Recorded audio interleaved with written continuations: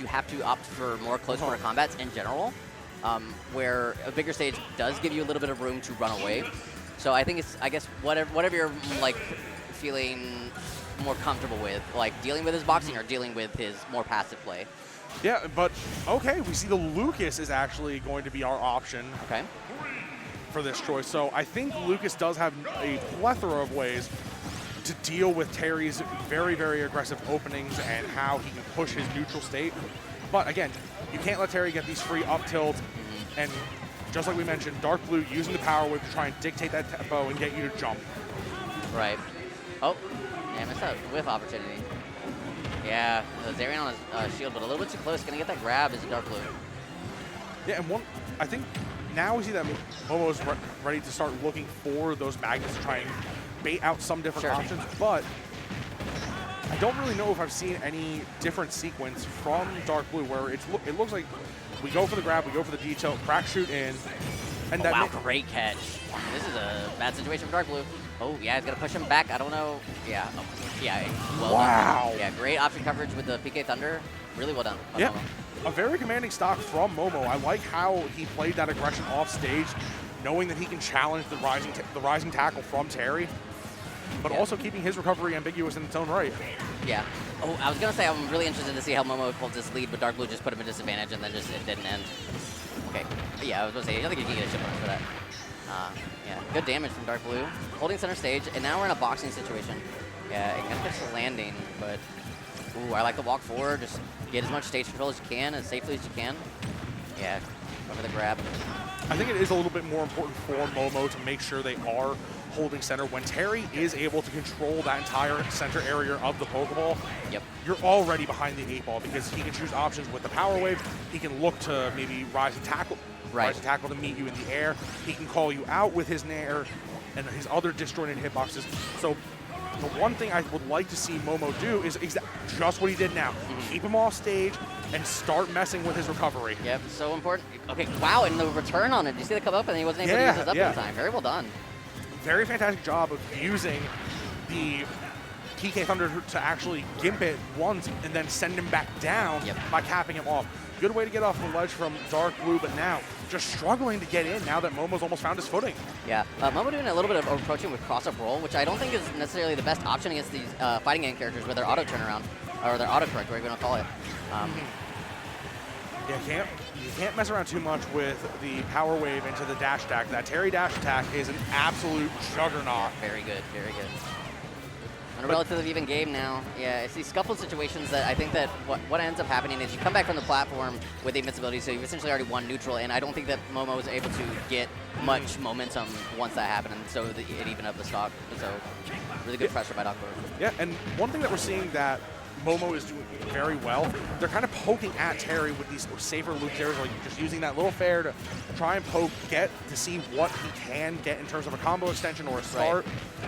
But this is a dangerous percent for Momo. You cannot let Terry enter the. Yeah, this is the scary time. The game says go. You gotta go. Yeah. Right, with the edge guard. Yeah, good coverage. Great retreat. Wow. Very well done by Momo. That's a very good cover. Not me. Oh, I've just been called. So I'm gonna go play. So. All right, good luck, kid. Hello, Card. What's up? Well, we got Dark Blue and Momo, but yeah, you know who Momo Ari is? No. Is there a little bit of lore to this? He's been playing since I guess Brawl.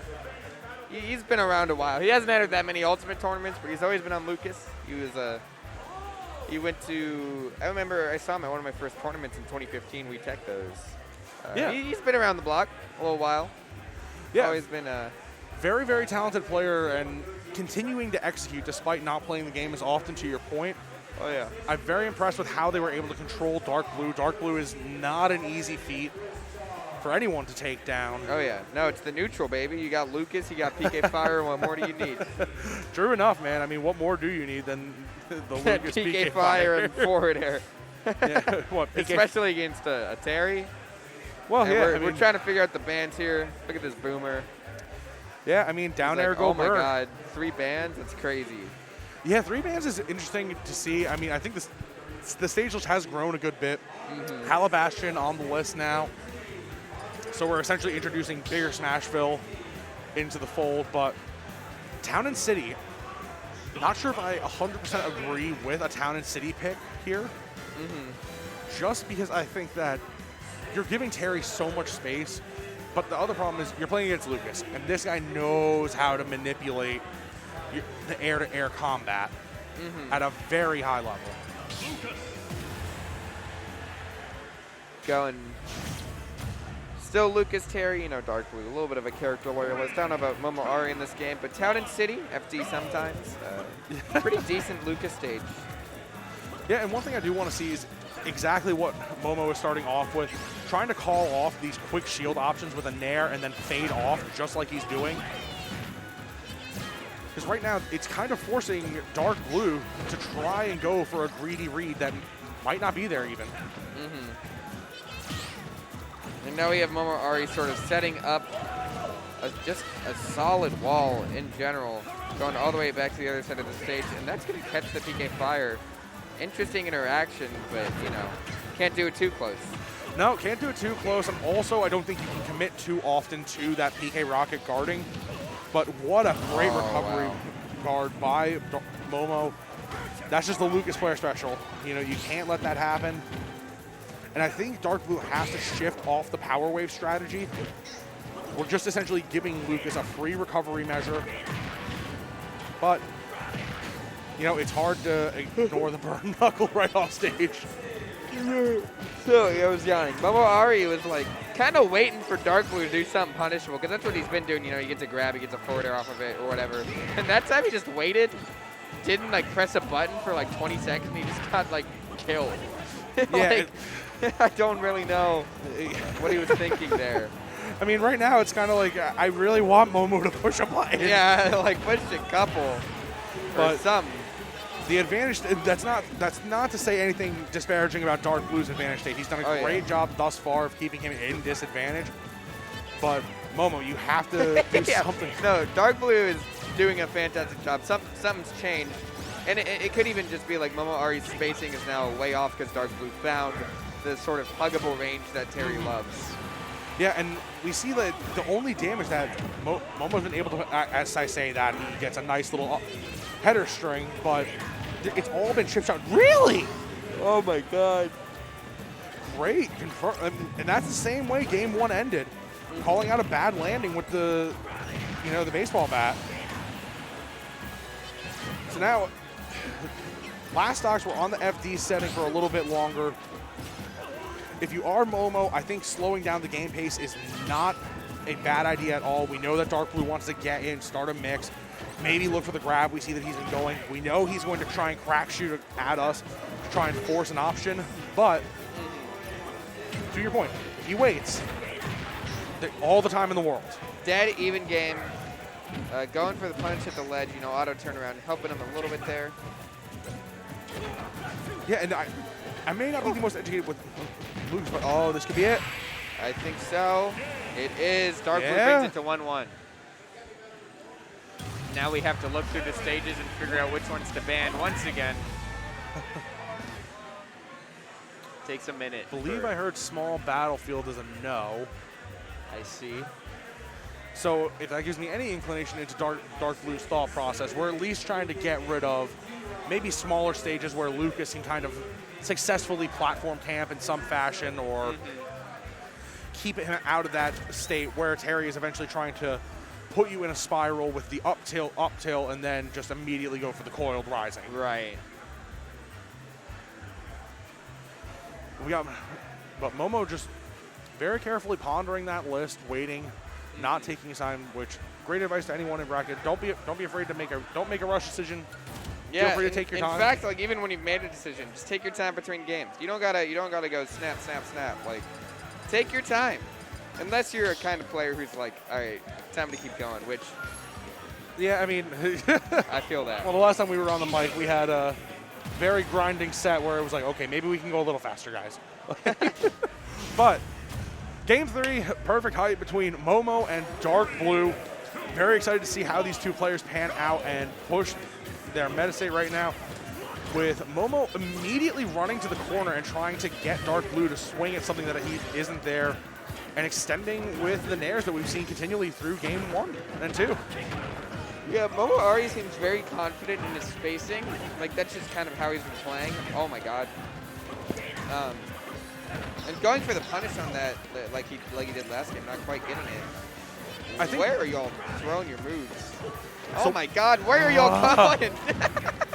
Look, they say the Roy players are fighting ghosts, but I think the state of Georgia as a whole is fighting ghosts right now. Yeah. Oh, could be a very quick death for Momo, but one thing I think we need to take a look at, Card, is that these players are just almost trying to force decisions that don't need to be expedited in any way. I feel like the last couple games has been sort of like a war of, I'm going to outspace you, get a big advantage state, but now it's just like, yeah, Lucas most certainly not okay after that one. But Terry's still alive. Good lordy, Lucif. You hate it when Terry lives those, because you know you're risking it right now. Oh yeah, and I think after that up tilt, if we saw a power geyser come out, that shield might have been popped. But this is the situation where Momo needs to capitalize and has been making all his money in stock. And he is able to get that dash attack, brings it back, goes straight to the ledge. Lucas's little comfort zone there. Yeah, and one thing that we're seeing, I like how Momo is chipping away the shields, but instead of continuing to fade into Dark Blue like he has been, in this little sequence we see he's executing by fading away and fading out to try and say, like, look, I'm not going to fully commit to the decision. I like this, and I think Momo needs to extend this even further. Right. Oh, and it's going to send... Oh my god, almost dying off the top of like 50%, but Momo Ari gets the advantage back. The PK Freeze is gonna send Dark Blue into Oblivion. Oh, not quite. Yeah. Oh no. He makes it back from that. Very aggressive, you know, Buster Wolf out of the corner. I like the idea of going for the Buster Wolf, but there was no conditioning throughout this game at all that would tell me Momo's going to give me something that I can Buster Wolf. Momo Ari, if he's going to give you anything, he's giving you the whole stage. He's going to get that kill at the up. He's going to follow Dark Blue's trying to get center stage back, but Dark Blue can get something started here. We all know what Terry can do. Yeah, I mean, this isn't a situation that Dark Blue certainly isn't unaware of. They definitely know where their strengths lie, and that is going to be the longer this game goes on with the go, but oh my god, Momo Ari getting the advantage and started. Not able to get back to the corner in time as Dark Blue kills him off the top. Both of these plays on this winner's stock. Yeah, no, I mean, this is a do or die, the do or die stock for losers for both players right now. Momo's still trying to keep everything cooking with this down throw extension, but can't be too greedy in these situations. Right. Again, going for the quick jumps in that we've seen continually from Momo.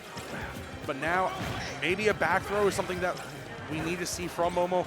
Go for the quick PK Thunder Gimp that we've seen him so successfully do in games 1 and 2. Momo not putting himself in a super big position to get hit, but also not, you know, getting that many hits. I mean, you can wait a little bit, but oh, that's scary. You also have to take into account Dark Blue is at 85, 91. Yeah.